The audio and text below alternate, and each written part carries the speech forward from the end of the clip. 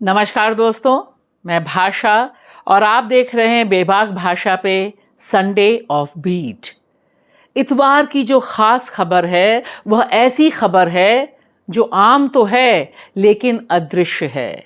आज अदृश्य भारत के एक टुकड़े को मैं आपके साथ साझा करने जा रही हूं और यह ऐसा दर्द है, ऐसा सवाल है जिससे हम सब वाकिफ हैं, लेकिन बस इस पर बात करने से कतराते हैं और हमारा सिस्टम ऐसे सुलगते जलते सवाल पर अनदेखी बनाए रखता है क्योंकि इसका सीधा रिश्ता जाति से है। जी हाँ, जैसे ही हम बात करते हैं जाति की, चाहे यूट्यूब हो, सोशल मीडिया हो, हर जगह से लोग यही बताते हैं कि जाति के सवाल पर बात मत कीजिए क्योंकि लोग देखना नहीं पसंद करते, लोग इसे शेयर रीट्वीट करना नहीं पसंद करते। वजह यह बहुत प्लेजेंट चीज़ नहीं है।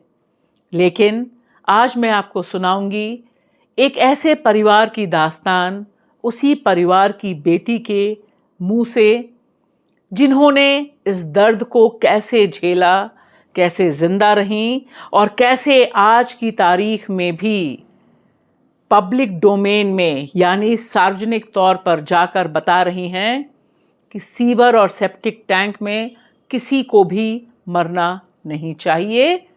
मेरा नाम पूजा है। आप सब मुझे जानते हैं लेकिन मेरे बारे में नहीं जानते होंगे। मेरे पापा की डेथ भी सीवर में गिरकर हुई थी, तो मैं आज उन्हीं के बारे में अपना पर्सनल एक्सपीरियंस आप सबसे शेयर करूंगी।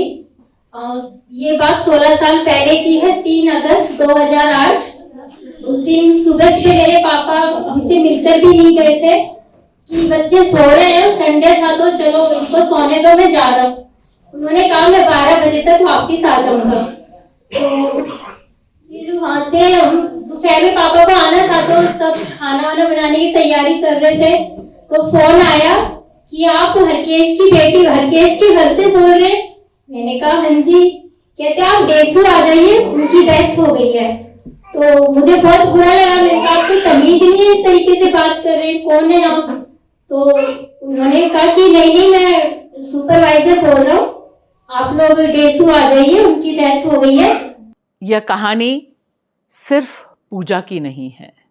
पूजा, जिन्होंने अलहड़पन की उम्र में अपने पिता को खोया था, देश की राजधानी दिल्ली में सीवर सेप्टिक टैंक में।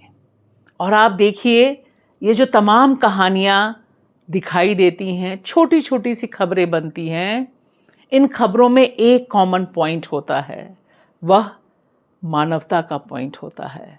अक्सर ही दिखाई देता है, सुनाई देता है, खबरों में छपता है कि सीवर में एक व्यक्ति उतरा और जब उसने मदद के लिए गुहार लगाई तो बाहर खड़ा हुआ साथी उसकी मदद के लिए अपनी जान की परवाह किए बगैर कूद पड़ा।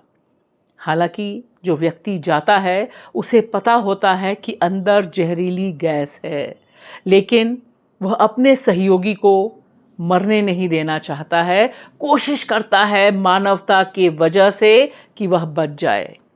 ऐसे ही कहानी पूजा के पिता की है।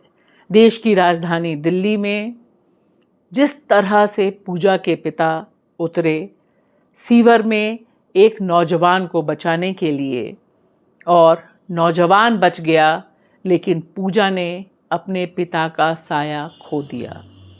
और पूजा ने सफाई कर्मचारी आंदोलन द्वारा आयोजित एक कार्यक्रम में नाटक के रूप में जब अपनी व्यक्तिगत ट्रेजेडी को सबके सामने रखा तो सबकी आंखें नम थी। सीवर में 2 लोग काम कर रहे थे, एक मेरे पापा थे और दूसरा लड़का भी था नवीन।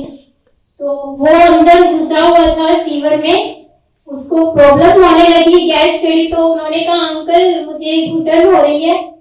तो उन्होंने, मेरे पापा मतलब बहुत ही अच्छे थे दिल के, तो वो किसी और के आने का वेट नहीं कर सकते थे। उन्होंने सोचा कोई आएगा तब तक तो इसकी डेथ हो जाएगी। वो खुद ही अंदर घुसकर उन्होंने उसे बाहर फेंक दिया, लेकिन वो तो बेहोश हो गए, बट मेरे पापा को की डेथ हो गई वहीं पे अंदर। तो बाद में जब वहां पर गए तो जो पुलिस वो घेरा बना देते हैं, फिर देखकर मेरा छोटा भाई बहुत बीमार भी हो गया था। उसको 15 दिन तक हॉस्पिटल में एडमिट रहा था। मतलब उसे इतना सदमा हो गया था कि वो 12 साल का था, उसे बर्दाश्त ही नहीं हुआ कि हो क्या गया। और के बाद में कितनी प्रॉब्लम्स होती हैं, हमने बहुत दिक्कत फेस की हमने। मैं 17 साल की थी बस। यह कहानी 2000 से अधिक परिवार आपके साथ साझा कर सकते हैं, लेकिन सवाल उससे बड़ा है कि सरकार लगातार देश की संसद में सीवर और सेप्टिक टैंक में मरने वालों के बारे में झूठ बोल रही है। कोई व्यक्ति पकड़ा नहीं जाता, किसी को जेल नहीं होती, कोई सज़ा नहीं होती, और जो लोग मारे जाते हैं उनके परिवार वालों को कोई भी मदद नहीं मिलती जो कानून के हिसाब से मिलनी चाहिए। यह सवाल सिर्फ बाबा साहब भीमराव अंबेडकर के जाति के उन्मूलन का ही नहीं है, यह सवाल हमारे और आपके सभ्य समाज बनने का भी है कि आखिर कब हम इस दुख को महसूस करेंगे और इस अन्याय के खिलाफ आवाज़ उठाएंगे, इस अन्याय के खिलाफ उठी आवाज़ को साझा करेंगे। मैं यही कहना चाहती हूँ कि जैसे मेरी मम्मी ने मेरे भाई को जाने से रोक लिया वहाँ पे, ऐसे हम सबको भी रोकना चाहिए अपने भाई पति को, ताकि आगे से कोई भी दोबारा मरे ना। अभी भी नहीं रुक रही है, बहुत मौत हो रही है। मैं जब भी और मैं जॉब भी ऐसी जगह पे करने आ गई, हर दिन सुनने को मिलता है कि सीवर में डेथ हो रही है।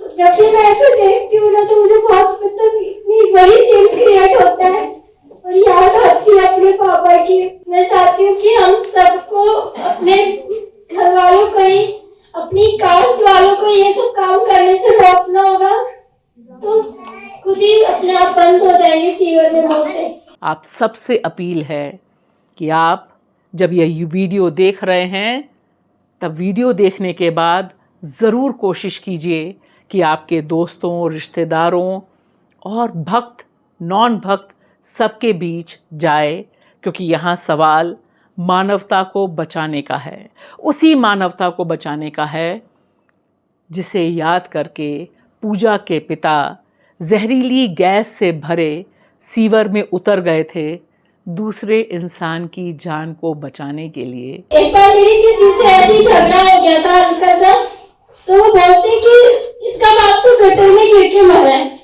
मतलब आज भी ऐसी सोच है कि उन्होंने ये नहीं देखा कि इसके पापा ने मतलब इंसानियत दिखा के मेरे पापा की मौत की वजह से एक दूसरे घर का चिराग आज भी जिंदा है। वो सही है, हमने कितना फेस किया वो नहीं दिखता, लेकिन ये दिखता है कि गंदा काम कर रहे थे तो गटर में गिर के मरे। पर मुझे बहुत प्राउड फील होता है अपने पापा पे, उन्होंने अपनी जान की परवाह नहीं की और मतलब उनके जैसा कोई भी नहीं हो सकता है इस दुनिया में। मुझे बहुत प्राउड फील होता है उनसे। और आज भी जब पूजा याद करती हैं तो फ़ख्र से याद करती हैं अपने पिता को कि उनके पिता ने किसी की जान बचाते हुए अपनी जान कुर्बान दी। क्या हम और आप हाथ नहीं मिला सकते? सोचिएगा।